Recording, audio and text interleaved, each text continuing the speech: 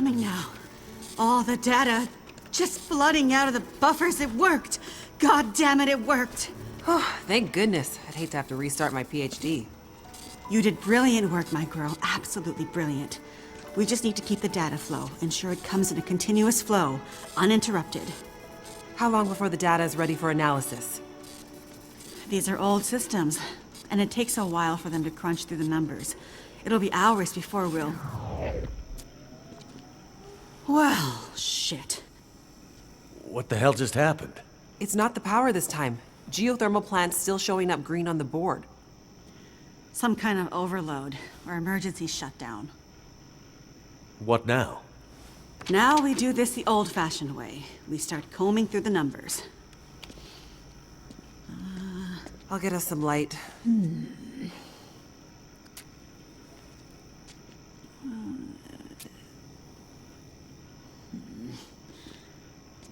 Do you see anything that would indicate the level of K-index we might expect to... Shush, girl.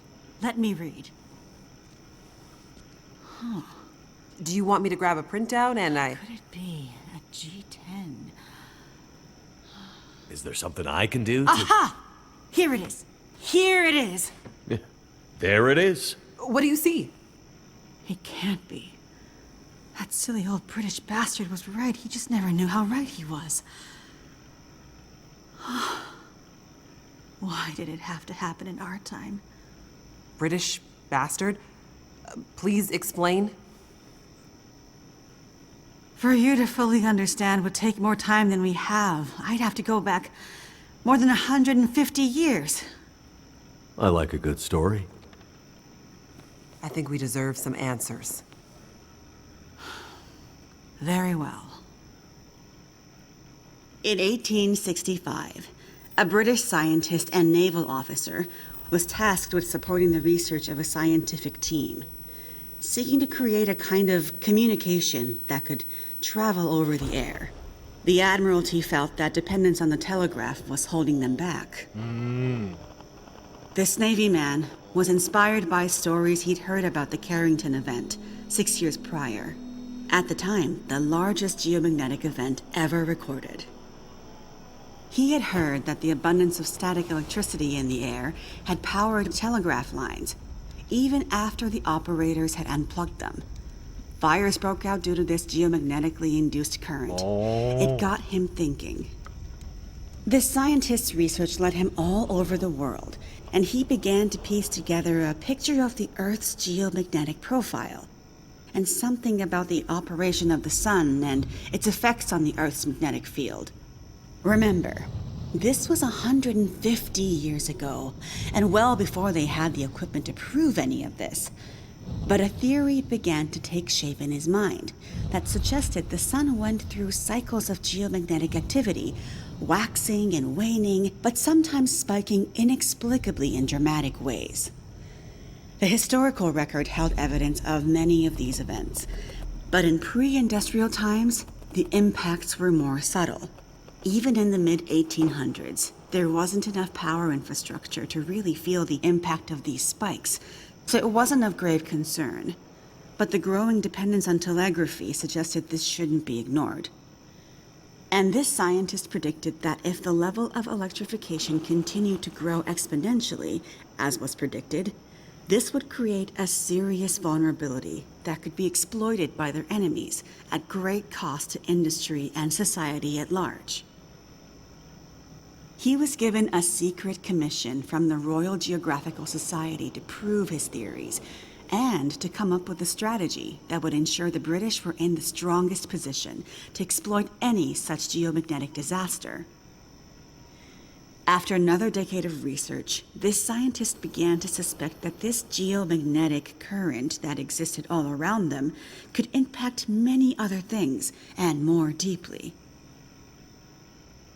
He began to study migration patterns of animals, and gathered evidence of whale strandings, bird die-offs, and other unexplained mysteries relating to animals' innate abilities to navigate vast distances with great precision, without the benefit of modern tools or equipment.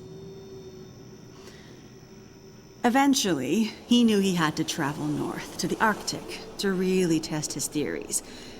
And in December of 1865, he took a ship and a crew of Navy scientists and mariners in a specially commissioned research vessel, a modified bomb mortar ship, fashioned after the Terror and Erebus from the ill-fated Franklin expedition.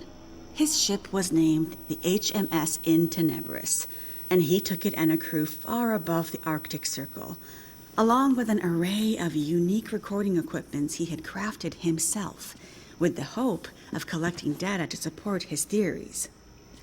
This scientist and Navy man was Captain Edmund Wintermute. The word in Mackenzie's secret message. It was a person's name. Wintermute's mission was to collect data near the Arctic Circle, and he and his crew were also tasked with the goal of resupplying a small Navy research outpost that had been set up as part of Wintermute's program the year before. Some of the crew on Wintermute's ship was designated as relief for the outpost crew, and Wintermute was meant to bring the replaced men home to their families. A few days away from the Arctic Circle and 2 days from their destination, Wintermute recorded increasingly active aurora and other geomagnetic activity around the ship, including St. Elmo's fire. But he also noticed something else. As evidenced by their journals, many of the crew were having trouble sleeping, with some experiencing full-blown insomnia that worsened as they traveled further north. Some were also beginning to forget things, their journal entries occasionally slipping into childlike language or outright gibberish. 2 days out from their destination, the night watch rang the ship's bell to announce a man had gone overboard. The man, an experienced mariner, had been observed to simply walk off the deck of the ship. By all rights, a calm and dependable sailor. This event shook the crew's morale.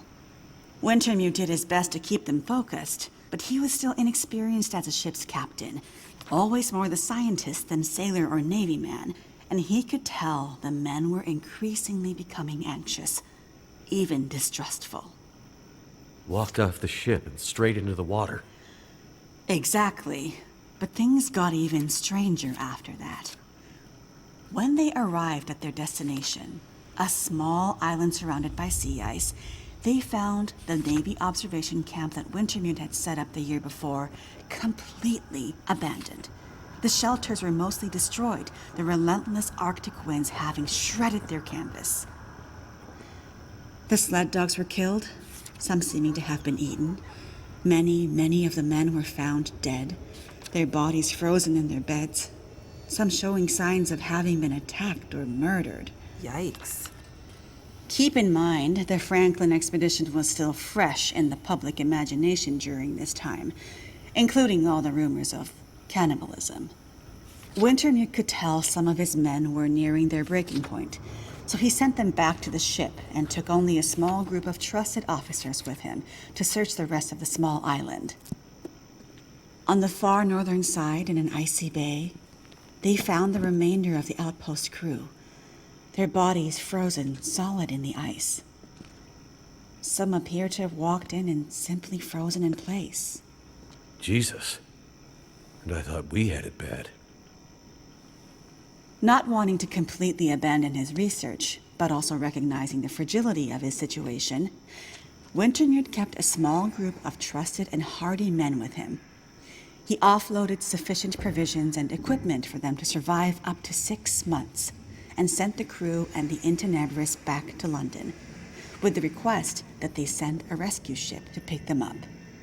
That's dedication. But what does it have to do with our data? I'm getting there. Months later, the relief ship returned to find only Wintermute remained. He had left books of scrawled notes, data he had gathered using his novel devices, sketches and observances of the men he had kept with him, and a detailed diary outlining their slow but progressive decline into a kind of fugue and madness. Wintermute was accused of murdering the men, brought back in shackles, and once back in England, summarily court-martialed and committed to a sanatorium. His equipment, journals, and the data therein were hidden by the Admiralty, and the Royal Geographical Society renounced Wintermute's membership and denounced his research, claiming he had gone rogue. His work disappeared for over a century, until I dug it up. Why haven't we ever heard this story before? Exactly the question you should be asking.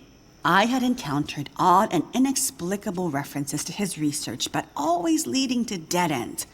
I finally managed to get my hands, through no small feat of my own canny research and a dogged determination, I might add, on a few of his earlier papers. It wasn't easy, believe me. A woman, let alone a woman who isn't white, had to work 10 times harder to get access to this material, but I managed to do it. I spent the next 20 years piecing it together, tracing the fingerprints of Wintermute's theory, collecting his data, analyzing, and then adding to his research with research of my own using increasingly modern equipment. And the more I dug, the more data I collected, the more worried I became.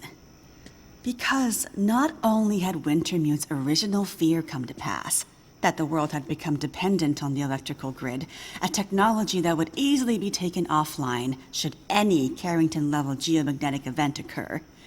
But even worse, that the Carrington event of 1859 was like a tiny spark compared to the massive, overwhelming storm that might come in the future. I started to talk to others about this, but of course people thought I was crazy. They ignored me at first, then started to denounce me, and then ostracize me. Until I eventually found myself so far on the fringes of accepted science that I was entirely isolated, with nobody to trust, nobody who would believe me. I lost my job, my marriage failed, all my academic credentials were thrown into question. Ah, this explains something about your reputation, Dr. Atwood. Nobody would believe me. Except for John, who you met as Jeremiah, Mr. Mackenzie.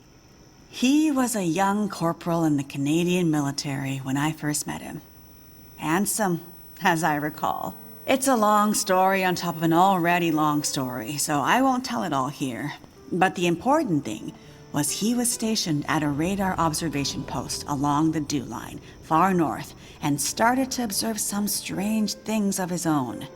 He followed the trail, which eventually led him to me. Then when we got together, there were sparks, I tell you. To be believed by someone, it was like a drug. We worked to uncover more data, and he kept his eyes and ears open, using his military connections to gather more information carefully. And he moved up the ranks, but always stayed under the radar, putting his career aspirations aside to ensure he could stay close to the facilities we needed access to. But it was never going to last. At one point, he was caught accessing some classified data shared with our NATO allies, and they thought he was spying for the Russians, so they put him in military prison. And we lost touch. Years later, he actually found me here, at the radio telescope. He was a changed man. His fire was gone. They'd somehow broken him. He said he still believed, but he couldn't be part of this journey. And that's the last time I saw him. That was more than 20 years ago. I can't believe he's still alive. And on Great Bear, no less. You can't possibly believe that's some kind of coincidence. Jeremiah being here. What are you suggesting? Isn't it obvious? He stayed here for you, to be close to you, to keep watch. He's been here ever since, close by, in case you might need him. And as soon as he saw the aurora and what it could do, he knew. He saw the signs. When I met him, he was nearly killed by a bear, and when I left him, he was still not much more than half alive. Otherwise, I'm sure he would have come here himself. But he sent me to warn you. He made me promise. And he knew by then what that promise would mean. He sent you in his place. And it's a good thing he did, because now we have the final piece. This is the answer we've been looking for all these years. Do we finally have it? I think we do, dear. I'm not following. All my research here, and Jace's since she joined me, has been to try to anticipate, to get ahead. Ahead of what? The next big Carrington level event. The thing Wintermute spent his life also searching for. And others, lesser scientists, industrialists, crackpots, even here on Great Bear. The island's unique geologic strata and northern latitude created a perfect test bed for geomagnetic research. Even a few decades ago, a German industrialist named Rudiger. But that's not important. Dr. Atwood, do we know the terminus? We do, my dear. And when is it coming? Do we have time to prepare? No, dear. It's already too late. It's already started. What does that mean? It means we're in a new geomagnetic normal. What you've seen so far is really just the beginning. Things will get much worse from here on out. But how long will it last? Carrington was over in a few days, weeks at most. Oh, this is much bigger than Carrington. How long, Doctor? I hesitate to say. With the data I have, I can only offer a vague range. 40 to 400. Hours? Days? 년? Years. Wintermute tried to warn us 150 years ago, but nobody listened. And now we're at the very beginning of a geomagnetic storm. A disaster of such proportion we've not seen its like in recorded history. The power grid is down. Everything humanity has built over the last 100 years or more, based on technology, electronics, everything based on the integrated circuit, electricity, it's gone. It's all gone. Nature is changing, and soon we'll begin to see the impact on people. We won't emerge unscathed. And this period of darkness will last from 40 to 400 years. A new dark age. The long dark. And what humanity will exist on the other side of it, I cannot even begin to guess. Then I need to warn her. I need to get to Perseverance Mills. You're talking about your ex-wife, the doctor? Astrid will be there. And she needs what's in this hard case. What's in the case, and what kind of doctor? She's a researcher. Insomnia, memory loss, fugue states. I think she stole some experimental meds. She's trying to help a friend. A child that's suffering from some mysterious illness. I'm not sure. Go to her. Regardless of what's in the case, you can bring her here. Her and anyone else you care about. We have to think about the survival of the species now. But what can we possibly do here?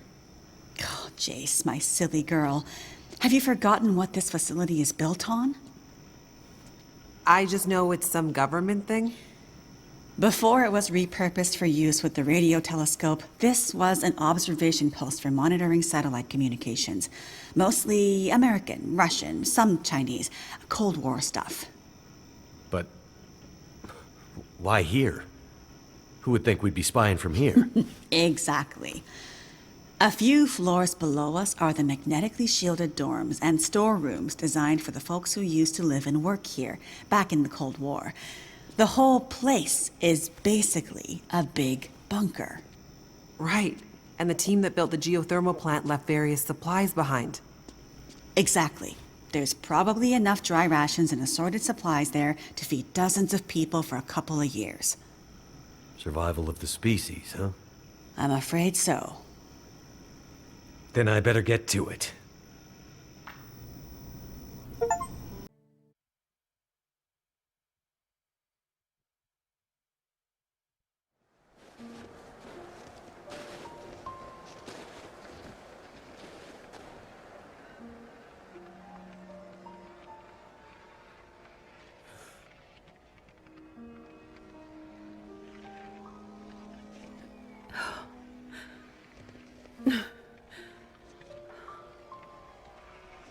it really you? I brought something for you. I thought I'd lost you forever.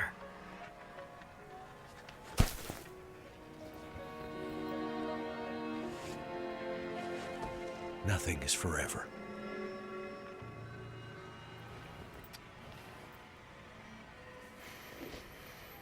We have to go. Yeah, I know. The radio telescope. Jace, she filled me in. Said we could be safe there for a while. From what's coming. Do you know what's coming? A kind of darkness that we may never recover from. I think it's affecting our memories. I need more time to study it, but what's in this case might buy us some time. We'll have time to work on it when we get to the radio telescope. Yes. Let's go there. Now. Jace. Jeremiah. Take her. You have to go with them now. Wait. Go with them? What do you mean? Where are you going? Go with them. To the telescope. I'll be right behind you. There's one last thing I have to do.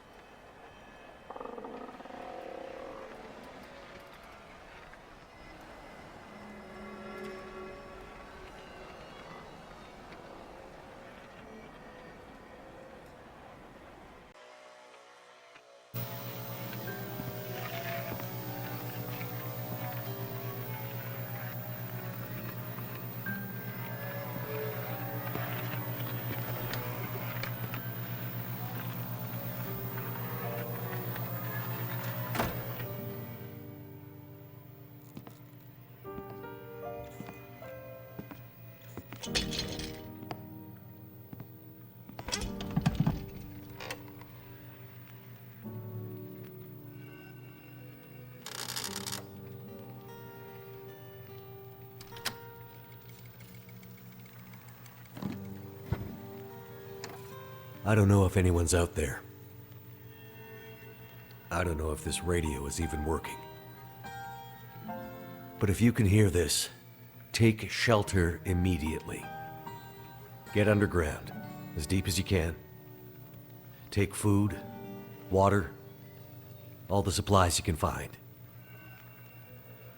The lights in the sky, the aurora, it's changing us. Changing the wildlife, changing our minds, confusing us, making us see things, making us forget. If you see the lights in the sky, stay underground. It's not safe. I'm not sure when help will come, or if it'll ever come. We might be on our own for a while. So, take care of each other. Because, in the end, each other might be all we have. And all we've ever had. I'm gonna loop this message for as long as I can. Be safe out there. And good luck to us all.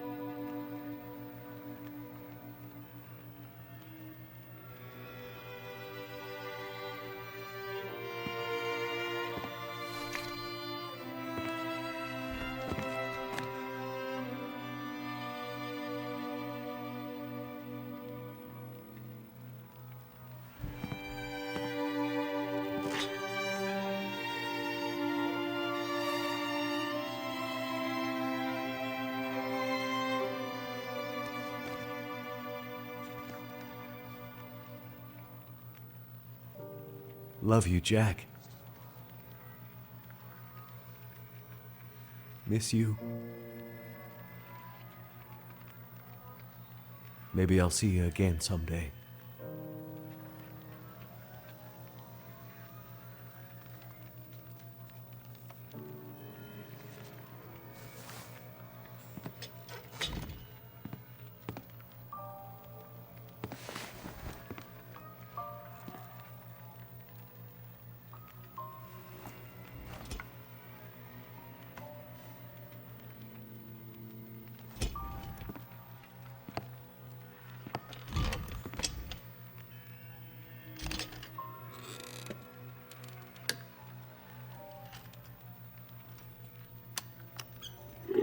If anyone's out there. I don't know if this radio is even working.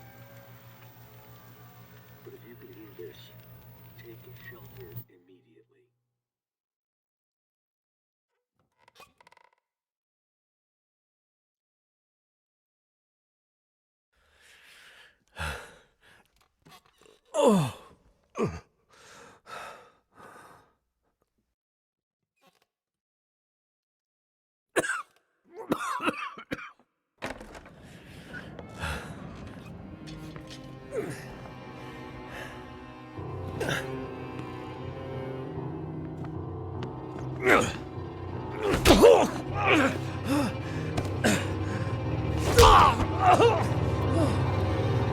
We doing this again? Remember back in the prison? I told you I would destroy everything you love. Remember? Yeah. I remember. Well, now I've seen who you love. Now I understand what drove you all this way. I've seen her. I had her in my hands, and I almost killed her. She got away. But you see, I know where she is. I know where to find her. And it's time to finish what we started.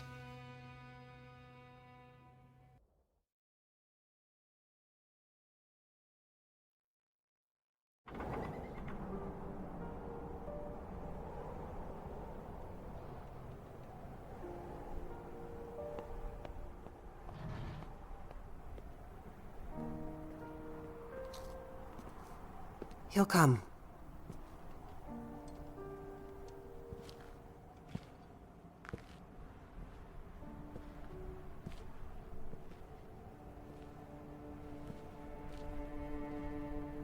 He'll be here.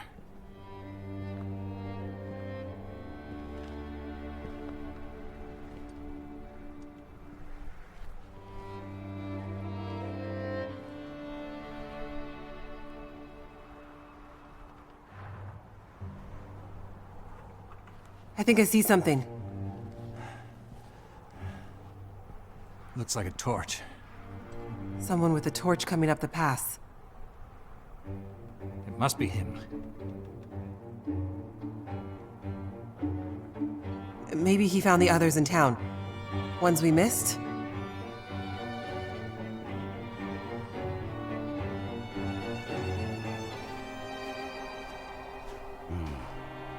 Looks like we have company.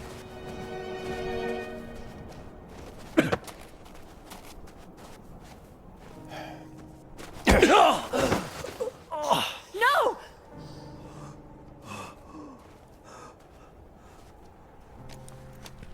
One more step, and I'll put you in the ground. All right. Here's the deal. We know you have shelter. We know you have medicine. Hell, you might even have a cure for whatever's going on out here.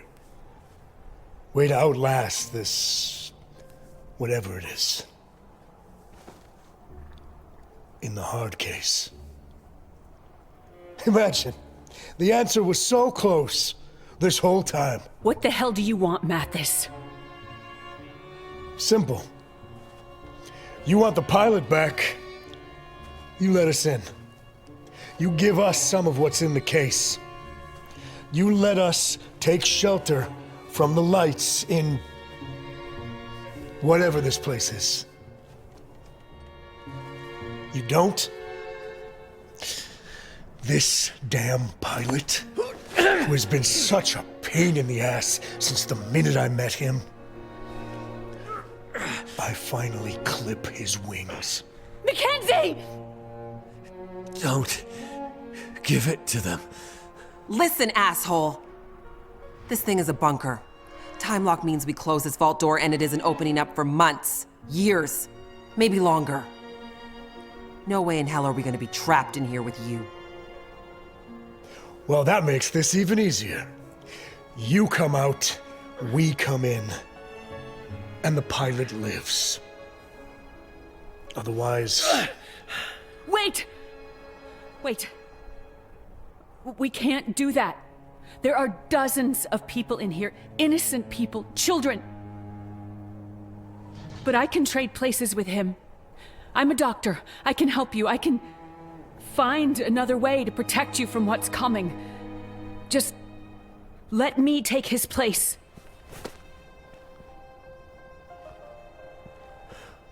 That's not gonna happen. Mackenzie, wait! It took me so long to see it. I thought I'd lost you forever, but I'd only lost myself. Stay alive for me. Stay alive as long as you can. I will find you. No, Mackenzie! Please! What is going on here? Mackenzie! Don't do this! You don't have to do this!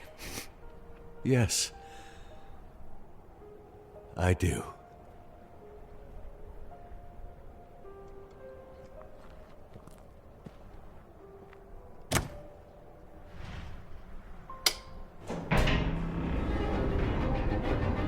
Please don't do this!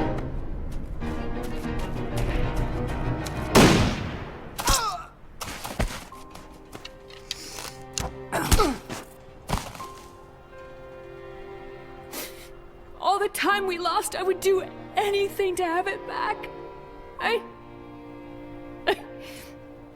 I never stopped. I never stopped loving you, Will.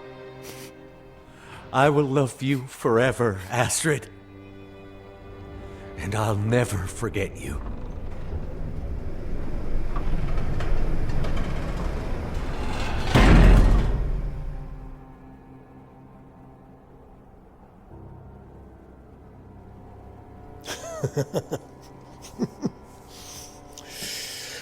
Well, after all that, looks like our fates are bound together, you and me. You better stand up, pilot. There's a whole world out there just waiting for me. Time I took my rightful place in it. And you are going to help me. Okay. But first, there's something I gotta do.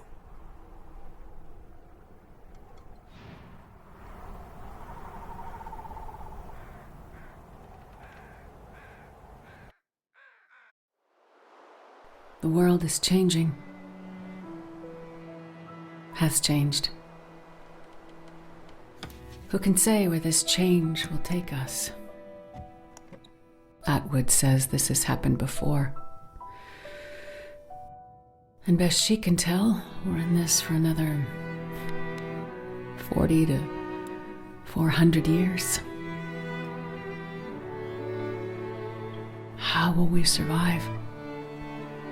As individuals, as a species? Will we? Should we? When push came to shove and we were tested, was this really the best we could do? Can we put our differences aside long enough to survive this quiet apocalypse? And if we fight to survive, Does any of it even matter? I can't say. I'm not sure any of us can know what comes next. But what I believe is we have to fight for the future. Because the world we had yesterday won't exist tomorrow. Mackenzie, I know you're out there. Just hang on. Just survive for me. Remember who we were. I will find you. Mackenzie. My love. Whatever you do, wherever you have to go, promise me one thing. You won't let this new world break you. And promise me, I will see you again.